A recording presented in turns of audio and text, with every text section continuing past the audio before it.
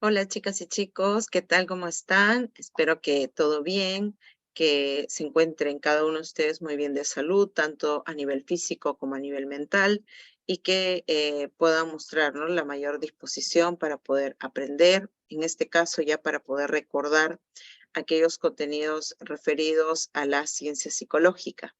Y bueno, en esta oportunidad, en esta sesión número 4, vamos a centrar nuestro repaso en los otros grupos de procesos psicológicos, ¿no? Que ya se habían estudiado, bueno, que ya se han ido estableciendo como elementos básicos del psiquismo, que es el objeto de estudio de la psicología en la actualidad, ¿no? Sabemos que de acuerdo a la función o la representación que nos permite elaborar, ya los procesos psicológicos se pueden clasificar en cognitivos porque nos permiten conocer la realidad, están implicados con la actividad intelectual y el aprendizaje. Están los procesos afectivos, que son los que reflejan la relación que establecemos con el entorno mediante respuestas de agrado o desagrado. Y están los procesos conativos, que son los que nos impulsan y nos orientan a realizar acciones con el propósito de alcanzar metas y así satisfacer necesidades, ¿no? Entonces, el día de hoy vamos a centrar nuestro repaso en los dos últimos grupos de procesos psicológicos. Vamos a recordar a la afectividad. ¿Ya? A ver. La afectividad y la motivación. Muy bien. Ahora, el ser humano no solamente va a ir conociendo su realidad a través de estas acciones mentales que constituyen nuestro psiquismo. Ya es un grupo, ¿no?, de procesos los que nos permiten ir captando cualidades de los estímulos, ir integrándolos, ir asignándoles un significado, ¿no? O sea, llevar a cabo diversas actividades propiamente del aprendizaje y del conocimiento. Pero también conforme va conociendo la realidad, se va sintiendo afectado y va respondiendo de manera agradable o desagradable frente a esas experiencias. Y es ahí donde se utilizan o donde se manifiestan o se expresan estos procesos psicológicos llamados afectivos o los que constituyen nuestra afectividad. Muy bien. Ahora, ¿qué es la afectividad? ¿No? Recordando un poquito, podemos decir que la afectividad viene a ser el conjunto de procesos psicológicos que resultan de la correspondencia o no de necesidades del sujeto con su entorno, originando en él, ¿no?, en el individuo, diversas reacciones favorables o desfavorables, las cuales se expresan en diversos estados de afectación. Para ser más específicos, hay 4 estados de afectación, ¿no?, que son las emociones, los sentimientos, los estados de ánimo y las pasiones. ¿Es así? Ahora, ¿cómo surgen estos procesos afectivos? ¿Cómo surgen estas reacciones favorables o desfavorables? Bueno, eso va a depender, en primer lugar, de las necesidades que pueda tener el sujeto y de cómo el entorno va a ir correspondiendo a dichos estados de carencia, ¿no? Entonces, por ejemplo, podríamos utilizar aquí las herramientas de la plataforma y podríamos decir que cuando un sujeto ya tiene una necesidad, ¿no?, o tiene de pronto un estado de carencia, cuando hace falta algo en el sujeto, siempre la va a manifestar a su entorno, ¿ya?, a su medio. ¿Es así? Ahora, si este entorno ya satisface y corresponde la necesidad que tiene el sujeto, ya, cuando este sujeto, frente a la necesidad que experimenta, ya, la manifiesta a su entorno y este le ayuda a satisfacer dicha necesidad, o en todo caso corresponde a esta necesidad, es muy probable que en el sujeto surja reacciones o respuestas favorables, ¿no? Si el entorno satisface o corresponde, ¿no? La necesidad, si el sujeto sí satisface la necesidad que tiene el sujeto o le ayuda, en todo caso, a satisfacerla, entonces en él van a surgir manifestaciones o afectos positivos, ¿no? Agradables.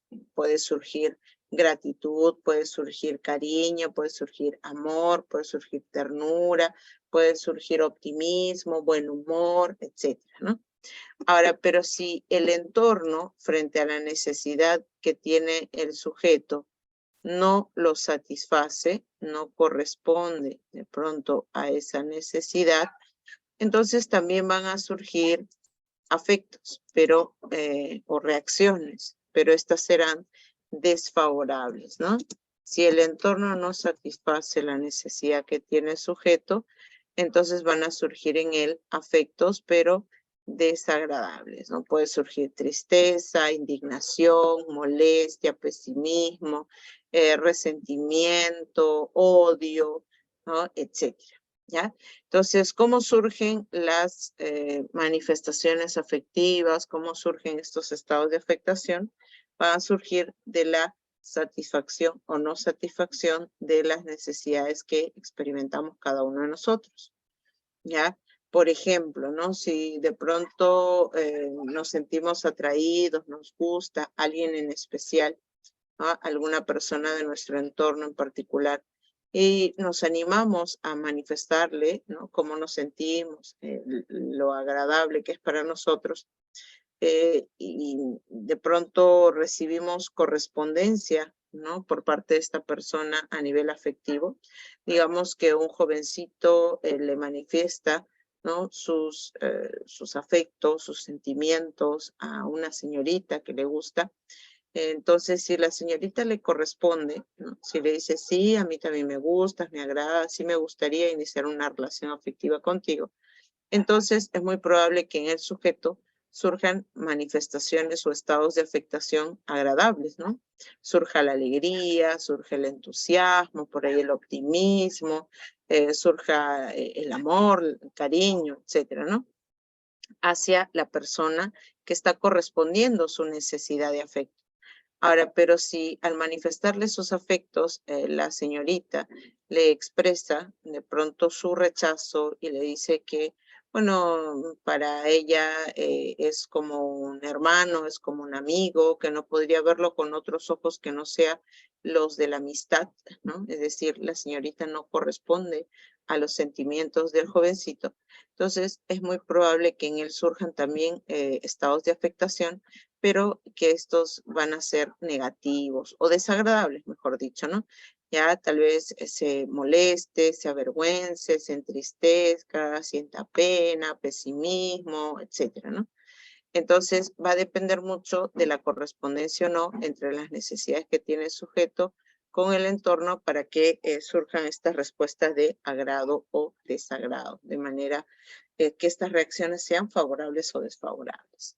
Muy bien. Entonces, esto con respecto a la afectividad y, bueno, su definición. Ya recuerda que son procesos psicológicos. La afectividad no es una sola, sino es un conjunto de procesos psicológicos que resultan de la correspondencia o no de las necesidades del sujeto con su entorno. Muy bien.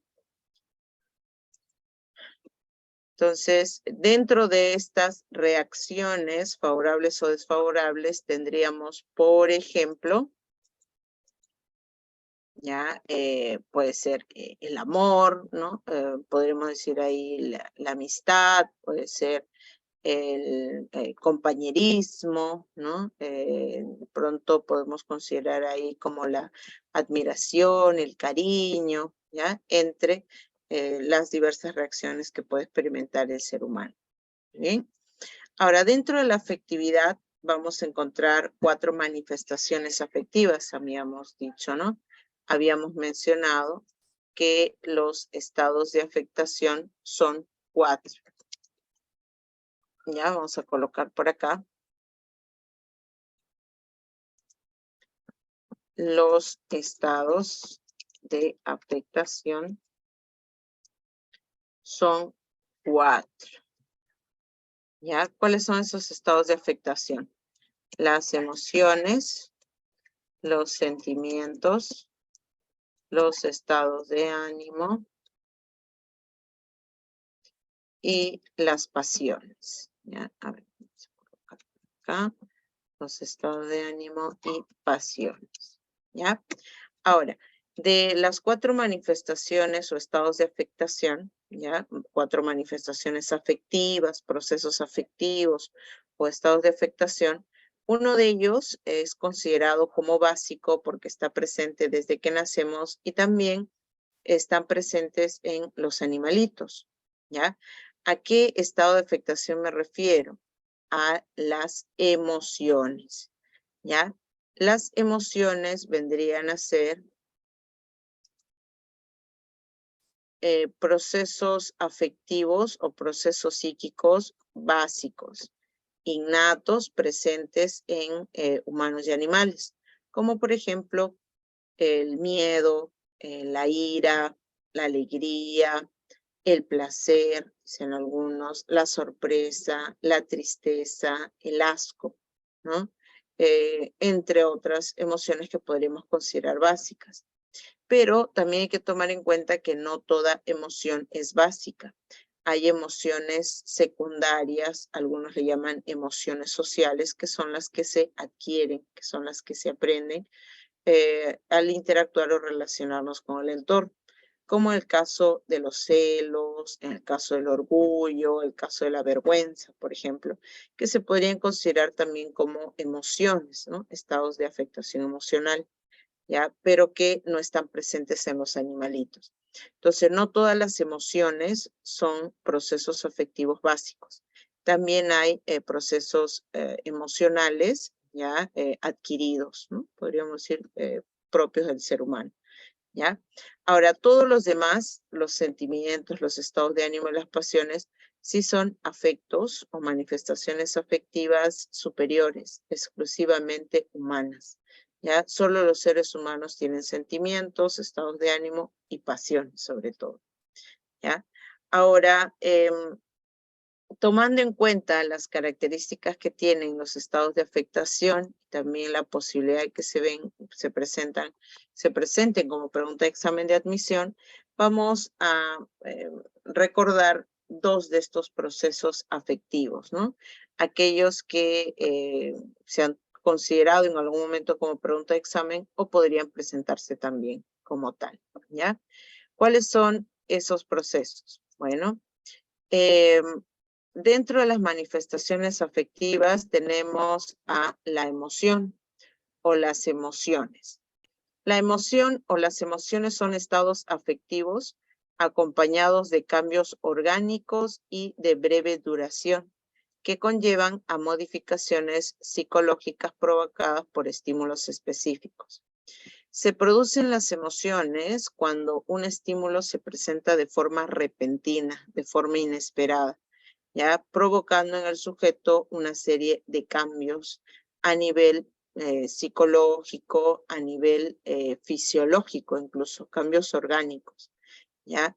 Este proceso afectivo tiene la característica de que dura un lapso breve de tiempo, no es muy prolongado, porque como es intenso, como provoca modificaciones orgánicas, fisiológicas, psicológicas, entonces podría comprometerse gravemente la vida del sujeto si es que tuviera una duración prolongada.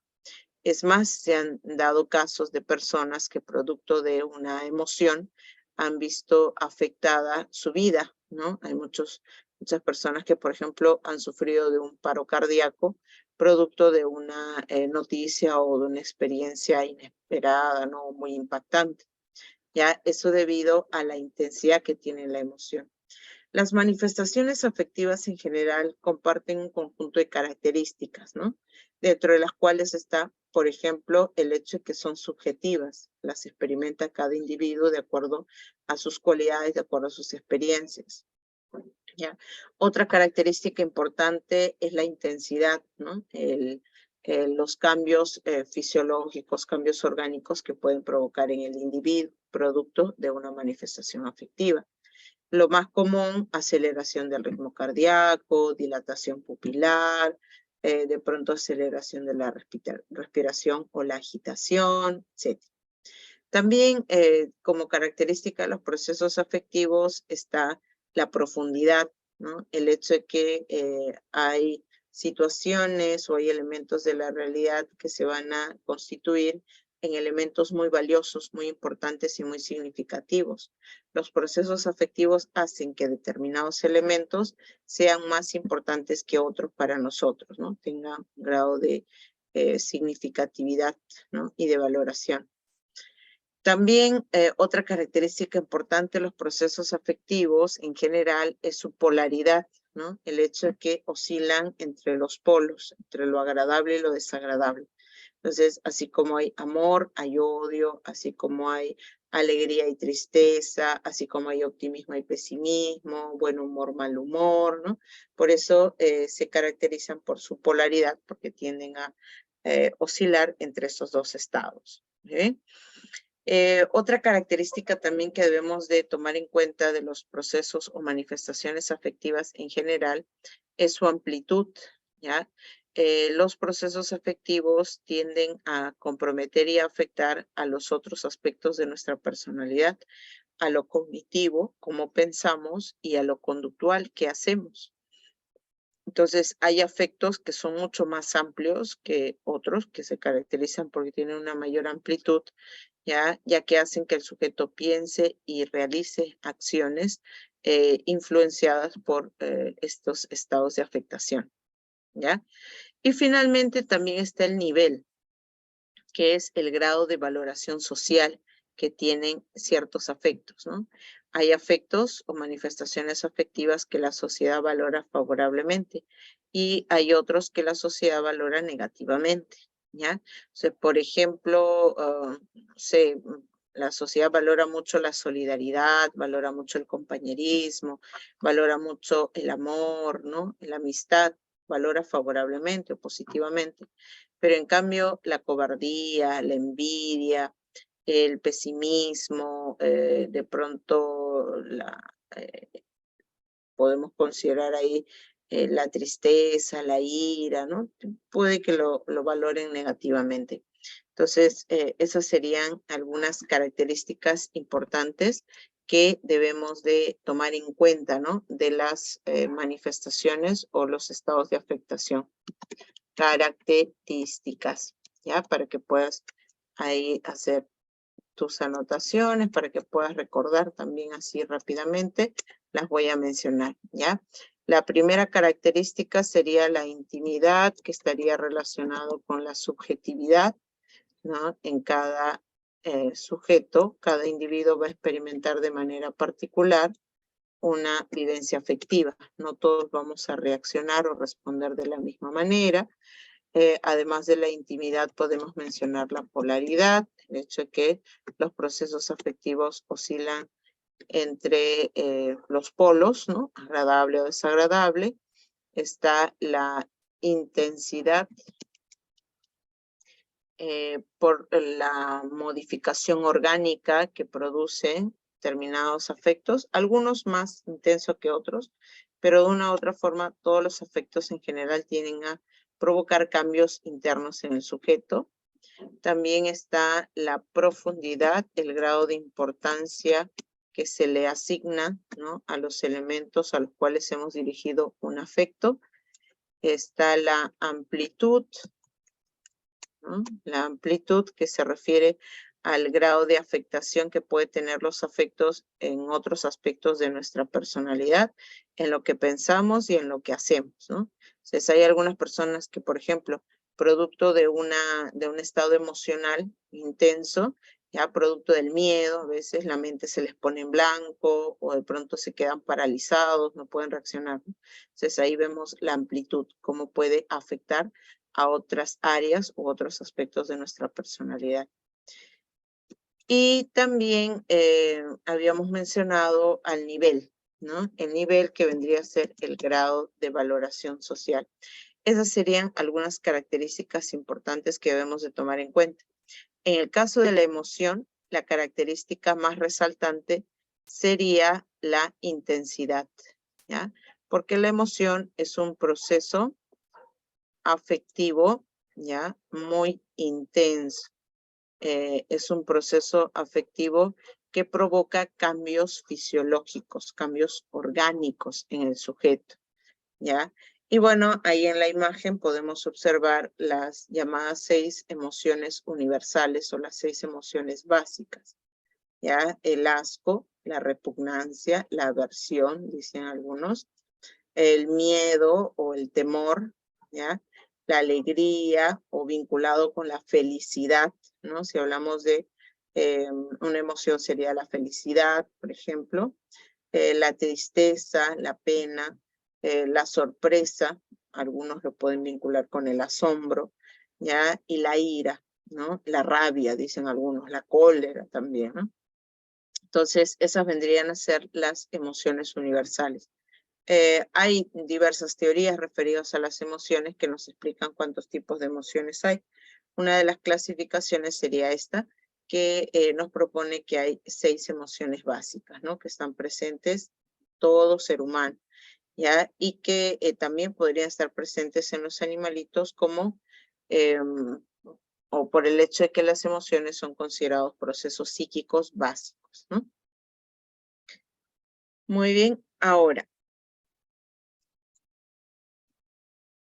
además de las emociones, otras manifestaciones afectivas importantes y que se diferencian de las emociones sustancialmente, vendría a ser los sentimientos, ¿ya? O el sentimiento, ¿no? De manera particular, los sentimientos de manera colectiva.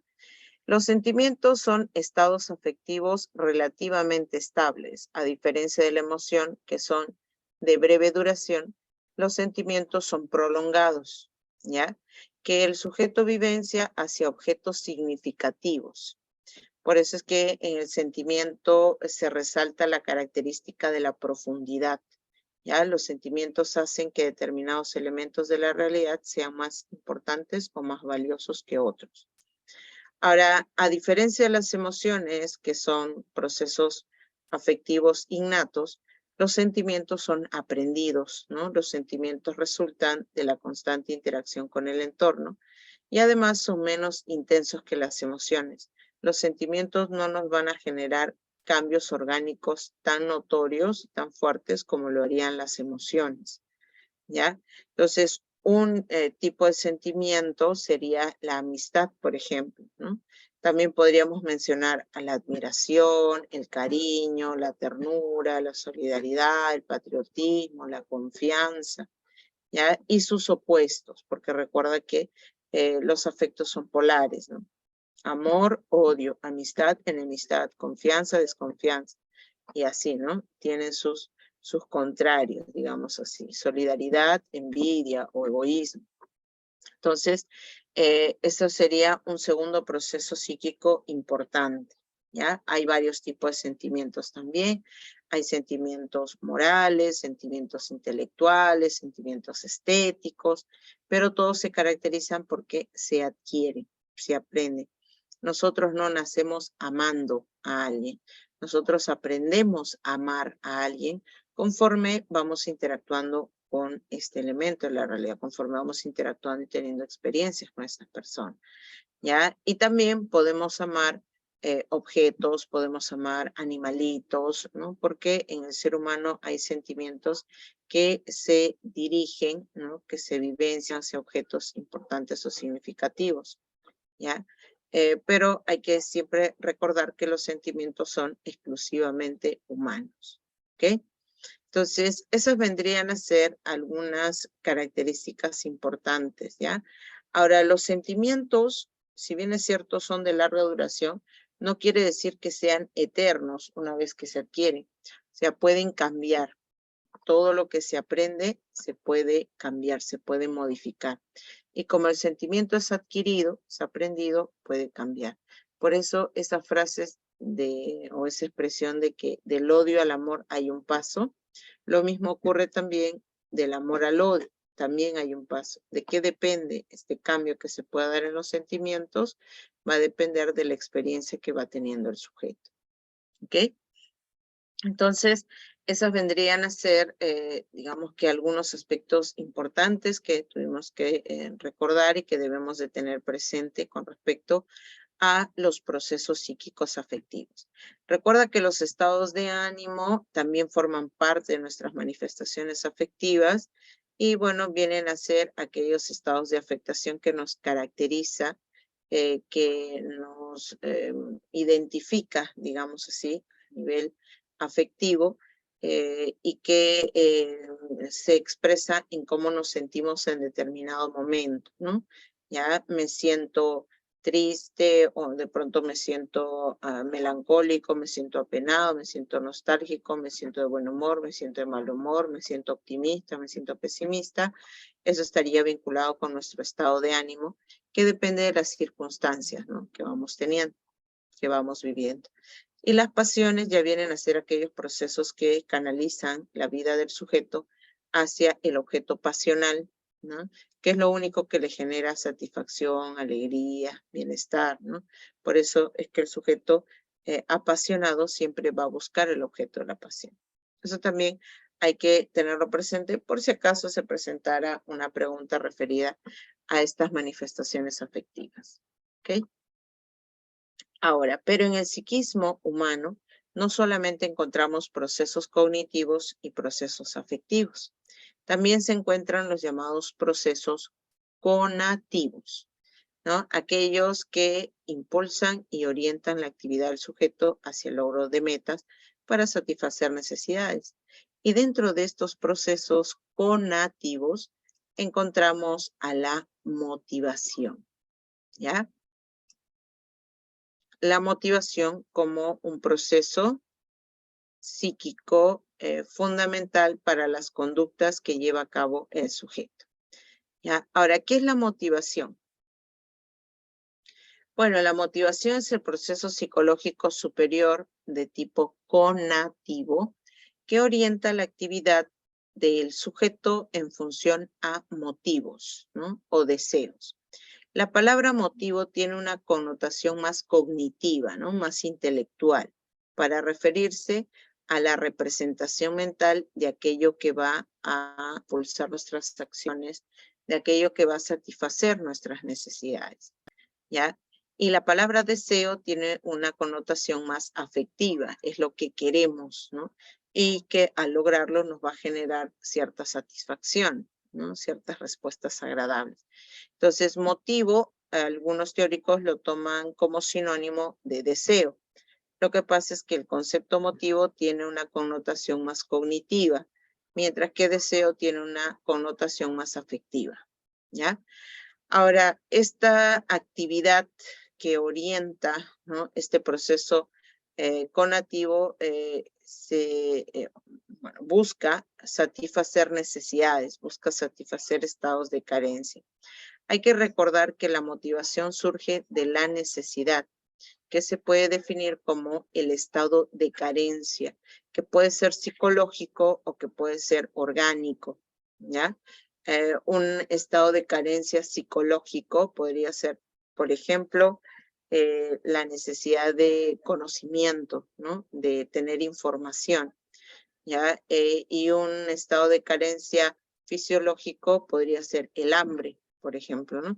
Entonces, ahí vemos en la imagen a un jovencito que desea, ¿no?, bueno, desea dinero, desea tener cierta economía, estabilidad económica, desea tal vez formar una familia, ¿no?, ser parte de una familia, desea una profesión, una carrera o ser reconocido profesionalmente. Entonces, para que todo esto que es simplemente una representación mental, ¿no?, en su cabecita se haga real, tendría que llevar a cabo una serie de conductas que van a estar siempre motivadas, ¿no?, que van a estar siempre impulsadas por el deseo de conseguir algo. Una vez que estos estados de carencia desaparezcan o se reduzcan, ya vamos a iniciar nuevamente otro proceso de otro ciclo a nivel motivacional. Porque la motivación, al igual que los procesos afectivos, tiene una serie de características, ¿ya? Dentro de las cuales está el hecho de que es cíclica, que está siempre inmerso dentro de una serie de etapas por las cuales tiene que atravesar. ¿Cuáles son las etapas del ciclo motivacional? Vamos a recordar así rapidito nada más. La primera etapa es conocida como el estado motivante, ¿ya? Esa es la primera etapa, el estado motivante. La segunda etapa vendría a ser la conducta motivada, ¿no? La segunda etapa o la segunda fase, ¿no? Del ciclo motivacional. ¿Ya? Es la conducta motivada. Y la tercera y última etapa sería la satisfacción o reducción del estado motivante.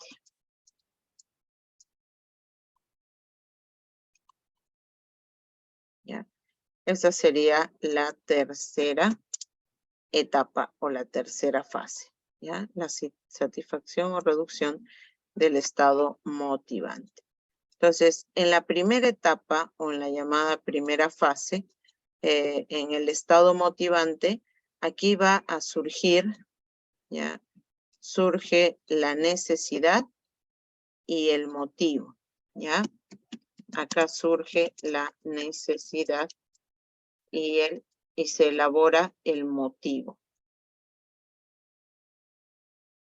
La necesidad entendida como el estado de carencia y el motivo entendido como la representación mental de aquello que va a satisfacer la necesidad, ¿ya? Entonces, una vez que el sujeto se da cuenta que hace falta algo en su organismo, ¿ya? Se da cuenta del estado de carencia que está experimentando, se va a representar mentalmente aquello que podría satisfacer esa necesidad, ¿ya? Entonces, si el sujeto se da cuenta que tiene sed, ¿no? Se va a representar de forma inmediata aquello que podría satisfacer su sed. Un vaso con agua, un vaso con limonada, un vaso de gaseosa, etcétera, ¿no? ¿Ya? Entonces, es en el estado motivante donde el sujeto toma conciencia de que hace falta algo en su organismo y se representa mentalmente lo que podría satisfacer, ¿ya? Ahora, una vez que ya se tiene el motivo, se van a realizar acciones para poder satisfacer, ¿no? La necesidad para poder concretizar ese motivo. No basta con el motivo, con la representación mental para que la necesidad desaparezca. Es necesario que esta imagen, ¿no? Que este deseo se haga real. Y para ello se requiere llevar a cabo una serie de acciones o de conductas impulsadas por el motivo que queremos lograr o que queremos alcanzar. Eso se lleva a cabo aquí, en la conducta motivada, que vendrían a ser acciones que permiten conseguir el motivo. ¿Sí?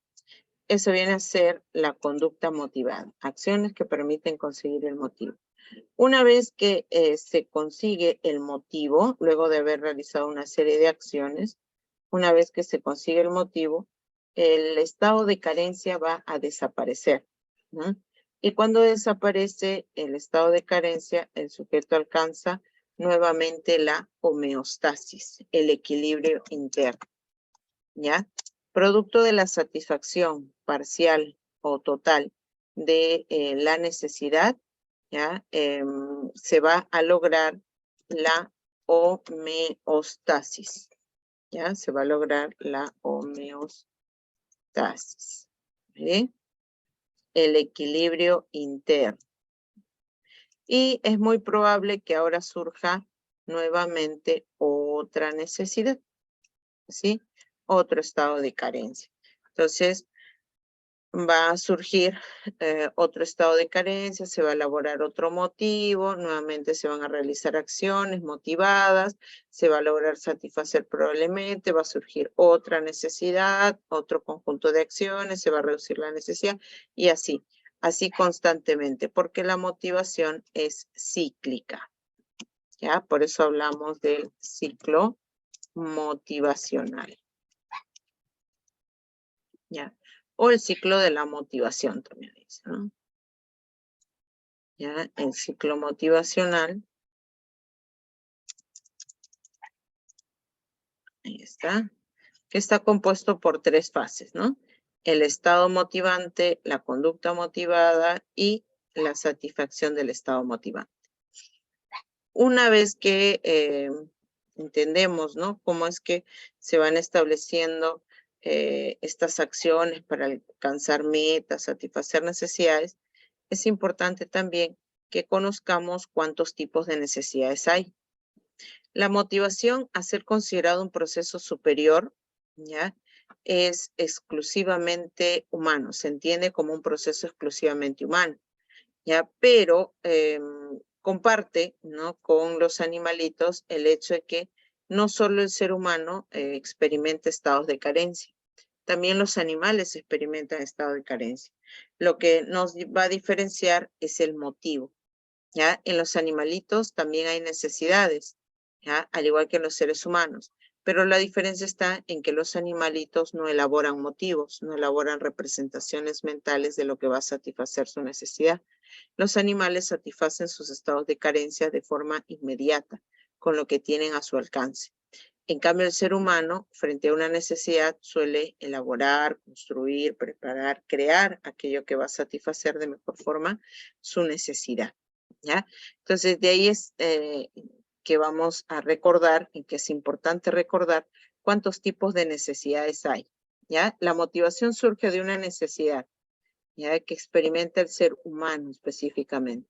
Pero no solo el ser humano tiene necesidades, también los animalitos. ¿Y cómo se le llama a las necesidades que experimentan los animalitos?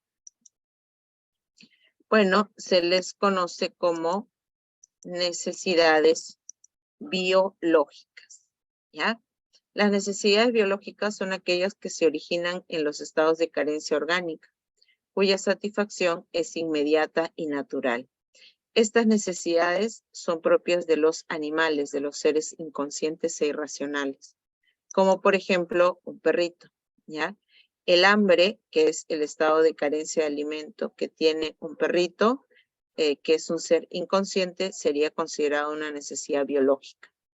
Al igual que la sed, al igual que el sueño, al igual que eliminar los desechos orgánicos, ¿no? Al igual que la necesidad de actividad, ¿no? Porque los animalitos están siempre en constante actividad. Solo cuando están enfermitos están quietos, de lo contrario siempre están realizando algunas actividades. O bueno, también cuando están en estado de sueño, ¿no? Cuando están dormidos, solo en esos casos se encuentran quietos. De lo contrario siempre están en constante actividad. Muy bien. Entonces, las necesidades biológicas son aquellas que se originan en los estados de carencia orgánicos, ¿ya? Hambre, sed, sueño, temperatura corporal adecuada, eliminar los desechos orgánicos, ¿no? La necesidad de contacto sexual para poder reproducirse, también se considerarían biológicas. Ahora, el ser humano también es un animal, ¿no? Claro que es un animal racional, pero también es un animal. Por lo tanto, tiene estas necesidades también. La diferencia está en que el ser humano, ya como es un ser social, ha aprendido del entorno, ¿no? Gracias al proceso de socialización, cómo satisfacer estas necesidades, ¿ya? Es por eso que en los seres humanos las necesidades biológicas, las necesidades orgánicas, se denominan biosociales, ¿no? ¿Por qué? Porque son estados de carencia que se originan, ¿no? A nivel orgánico, pero cuya satisfacción está regulada consciente y socialmente, ¿ya? Ahora, estas necesidades biológicas, algunos teóricos la llaman básicas o primarias, porque de su satisfacción depende la supervivencia del sujeto. Si no se satisfacen estas necesidades biosociales, el individuo podría perder la vida, podría morir.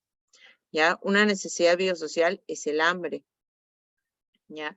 Que nosotros hemos aprendido cómo satisfacerlas, ¿no? Con determinado tipo de alimentos, ¿no? Cocidos o preparados con higiene, de tal forma que no nos dañe nuestra salud. Entonces, el hambre sería una necesidad primaria, una necesidad básica que si no es satisfecha puede verse afectada la vida del sujeto. Al igual que la sed, que el sueño, ¿no? Que el sexo, por ejemplo, que si bien es cierto no es vital para un individuo, pero sí es vital para la especie, ¿no? Porque si no hay contacto sexual no habría reproducción y al no haber reproducción la especie se podría extinguir. ¿Ya? Entonces las necesidades biosociales serían, por ejemplo, el hambre, ¿no? En el ser humano, en una persona, pero que espera hasta la hora del almuerzo para poder satisfacerla. Porque el ser humano, al ser consciente, sabe cómo, cuándo y dónde satisfacer sus necesidades, ¿no? Que a diferencia de los animalitos, no los satisface así por así, de manera inmediata, de manera irracional, sino que se establece pronto ciertos criterios, ciertas formas adecuadas de cómo satisfacerlo, ¿no? Un perrito, si de pronto tiene hambre y encuentra un huesito tirado en el suelo, en plena calle, va y lo come, ¿no? Si que tiene mucha hambre, ya porque es un ser inconsciente, irracional. Pero en cambio un ser humano, por más hambre que tenga, no comería un pan con jamonada que está tirado en la vereda, ¿no? Porque se da cuenta y sabe que al comerlo podría sufrir de una indigestión, una infección estomacal, eso podría comprometer su salud, ¿no? Porque se sabe que los alimentos se deben de consumir en determinado estado, ¿no? Para que no le afecte. Ahora, además de necesidades primarias, básicas, que de no satisfacerse puede verse afectada la salud del sujeto, también hay en el psiquismo humano las llamadas necesidades psicosociales. Se denominan psicosociales porque son adquiridas, ¿ya? En el proceso de socialización y están vinculadas al desarrollo de la personalidad. Permiten que nos adaptemos a nuestro entorno, ¿ya? Pero de su satisfacción no depende nuestra vida, nuestra supervivencia. Una necesidad psicosocial sería, por ejemplo, la de éxito profesional, ¿no? Ahora, si no tienes éxito profesional, no te vas a morir, ¿ya? Pero sí podría verse afectada tu interacción con el entorno, tu adaptación, tendrías mayores dificultades tal vez para satisfacer necesidades biosociales, ¿no? Etcétera. Pero no se va a ver afectado la vida del sujeto por no satisfacer necesidades psicosociales. Una necesidad psicosocial es la de ingresar a la universidad y tener una profesión. Ahora, si no ingresas a la universidad, no vas a morir, ¿ya? Simplemente tendrías que replantear, reformular tus actividades, establecer otras prioridades, etcétera, ¿no? Tendrías que evaluar la situación, pero no por no ingresar a la universidad se va a ver comprometida tu vida, ¿no? Entonces, dentro de estas necesidades psicosociales está, por ejemplo, la de afiliación, de agrupamiento, o lo que algunos llaman necesidad de gregarismo, ¿no? La necesidad de vivir en comunidades, ¿no? De compartir experiencias, de compartir afectos. Además de la necesidad de afiliación, agrupamiento, dentro de las necesidades psicosociales están la necesidad de estima, la necesidad de poder, la necesidad de pronto de seguridad, está la necesidad de autorrealización, la necesidad de pronto de logro, ¿no? Etcétera, ¿ya? Entonces, todos los seres humanos tienen necesidades biosociales y psicosociales, ¿ya? Las necesidades biológicas son las que experimentan los animalitos. ¿Por qué? Porque son inconscientes, inmediatas y naturales. En cambio, las biosociales y las psicosociales son necesidades conscientes, son estados de carencia de las cuales el sujeto se da cuenta y busca la mejor forma de poder satisfacerla. Muy bien. Ahora, con respecto a la motivación, hay un conjunto de teorías que nos explican cuántas necesidades experimenta el ser humano y cómo se satisfacen, ¿no? Ahora, una de las teorías más aceptadas, por así decirlo, para poder explicar, ¿no? Las necesidades que impulsan, que motivan, que orientan al sujeto, es la jerarquía de las necesidades propuesta por el psicólogo humanista Abraham Maslow, a quien tenemos aquí en la imagen, ¿ya? Este teórico va a ordenar 5 necesidades según la fuerza, ¿ya? Que poseen según la importancia para el sujeto, ¿ya? Y bueno, dice que las necesidades fisiológicas son las que tienen más fuerza o dominancia y las de autorrealización tienen menos fuerza. Entonces, él va a ordenar 5 necesidades en una pirámide de acuerdo a al orden de importancia en su satisfacción para el sujeto. ¿Ya? Las necesidades fisiológicas, las necesidades de protección o de seguridad, las necesidades sociales de amor y pertenencia a un grupo, las necesidades de estima y reconocimiento, autoestima, confianza en sí mismo, y por último, la necesidad de autorrealización, entendida como la realización de todo el potencial que encierra el individuo. ¿Ya? Entonces, Maslow, como psicólogo humanista, creía que todo organismo nace con la tendencia al crecimiento, con la tendencia al desarrollo, a la superación. Y bueno, para poder explicar esa búsqueda de crecimiento, establece esta teoría. Y va a ubicar en esta pirámide las necesidades que él considera que motivan al ser humano. En la base de la pirámide colocó a las necesidades fisiológicas, que serían las que acabamos de estudiar como biosociales, ¿no? Que son aquellas necesidades que se satisfacen de manera rápida e inmediata por parte del ser humano, porque de lo contrario se podría ver afectada la vida del sujeto. Entonces, por eso las coloca en la base de la pirámide, ¿ya? Ahora, una vez que se han satisfecho las necesidades base, recién se pueden satisfacer las necesidades superiores, ¿no? Entonces, cuando ya comió, cuando ya tomó agua, cuando ya descansó, ¿no? Cuando ya eliminó los desechos orgánicos, etcétera, recién se va a preocupar por buscar seguridad, ya que sería la necesidad de orden, de futuro predecible, de tranquilidad, de estabilidad, de cuidado, ¿no? Ya por eso el término seguridad. O sea, luego de que hemos satisfecho nuestras necesidades fisiológicas, buscamos sentirnos seguros, protegidos, estables, económica y afectivamente, ¿no? Una vez que ya se han satisfecho la necesidad de seguridad, ahora se busca ser parte de un grupo, ¿no? La necesidad de pertenencia, la necesidad de membresía, de afiliarse a un grupo, de recibir y dar amor. Incluso esta necesidad se vería reflejada en las personas que desean formar sus propias familias, ¿no? Ya tener su pareja, tener sus hijos, por ejemplo. Muy bien. Ahora, otra necesidad, además de la de afiliación, algunos le llaman de pertenencia, es la necesidad de estima, la necesidad de reconocimiento, de valoración, ¿no?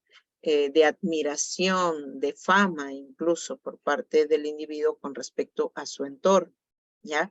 Entonces, por eso aquí estaría ubicado también la autoestima, la necesidad del respeto propio y de recibir respeto de los demás, ¿ya?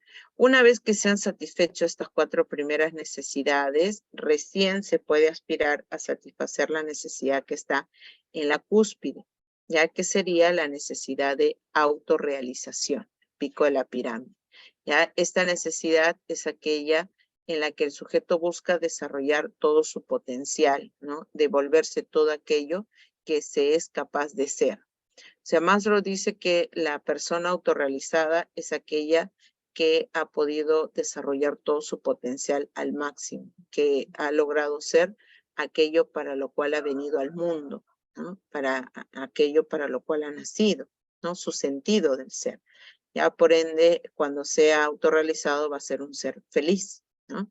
Ya si una persona nació para hacer música, ¿cuándo se considera autorrealizado? ¿Cuándo será autorrealizado? Cuando se dedique a hacer música, ya por el simple hecho de realizar la actividad, ¿no? Sin importar si su música es conocida, si su música le genera mucha economía, no, o sea, Maslow dice que la persona autorrealizada es aquella que lleva a cabo una actividad porque ha nacido para ello y es lo que le llena, ¿no?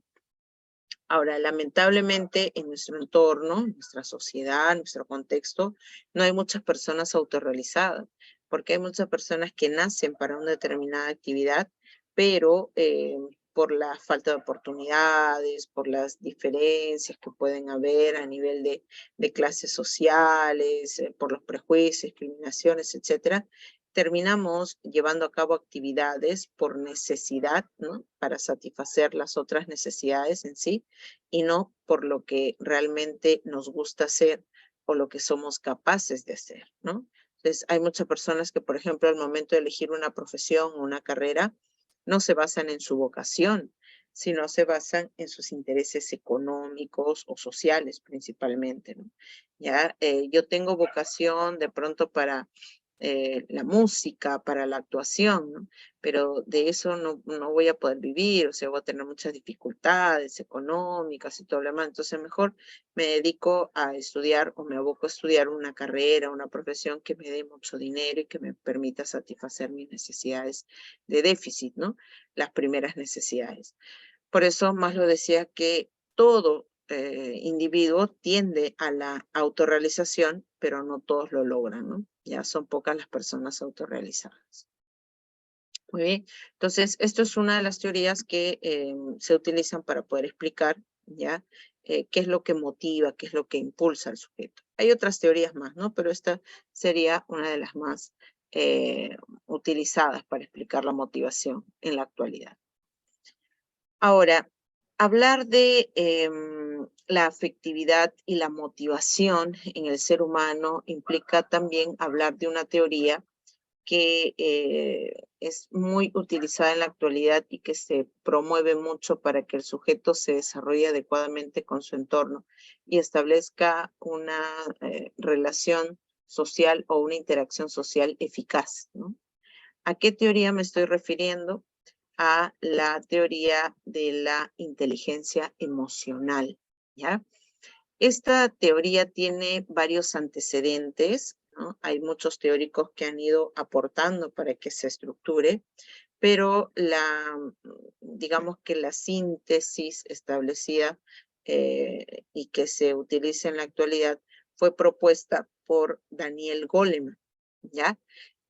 Goleman fue un periodista y psicólogo, es un periodista y psicólogo norteamericano, ya que va a popularizar, que va a difundir la teoría de la inteligencia emocional. Él no es el creador propiamente de esta teoría, sino que esta teoría van a confluir una serie de ideas, de propuestas por parte de distintos teóricos, ¿no? Desde Howard Gardner, por ejemplo, desde Salovey y Mayer, entre otros teóricos, incluso el mismo Edward Sondike, ¿no? Que nos hablaba de una inteligencia social, ¿no? Luego Howard Gardner, que nos habla de una inteligencia intrapersonal, interpersonal. Luego de Peter Salovey y John Myers, que acuñan el término inteligencia emocional, hasta que finalmente Daniel Goleman difunde, ¿no? Esta teoría. Ahora, según Daniel Goleman, la inteligencia emocional sería una capacidad, una cualidad adquirida que permite al individuo reconocer sus sentimientos, sus emociones y también los afectos de los demás, además de motivarse y de manejar bien sus emociones en sí mismos y en las relaciones que establece con otras personas, ¿ya?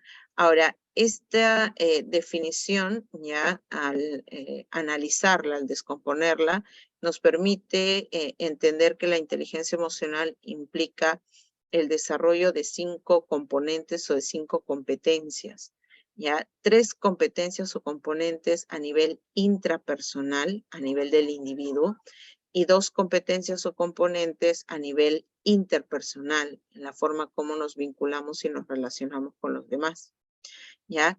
A nivel intrapersonal, ya tenemos en primer lugar al autoconocimiento, ¿ya?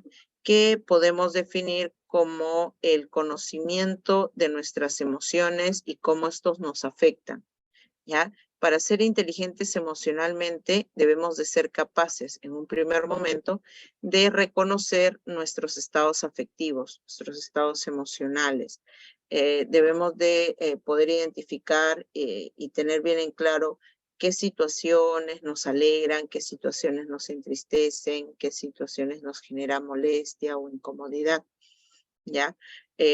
Por eso el término autoconocimiento, o sea, es tratar de reconocer cada uno de nuestros afectos, agradables o desagradables, porque recuerda que estos son polares. No vamos a tener solo manifestaciones afectivas agradables o favorables.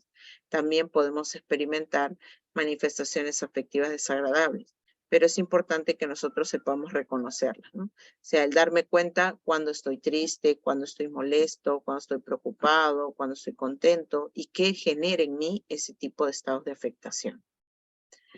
Luego del autoconocimiento, también tenemos que desarrollar la capacidad para poder manejar nuestras reacciones emocionales, para ejercer un control sobre ellas.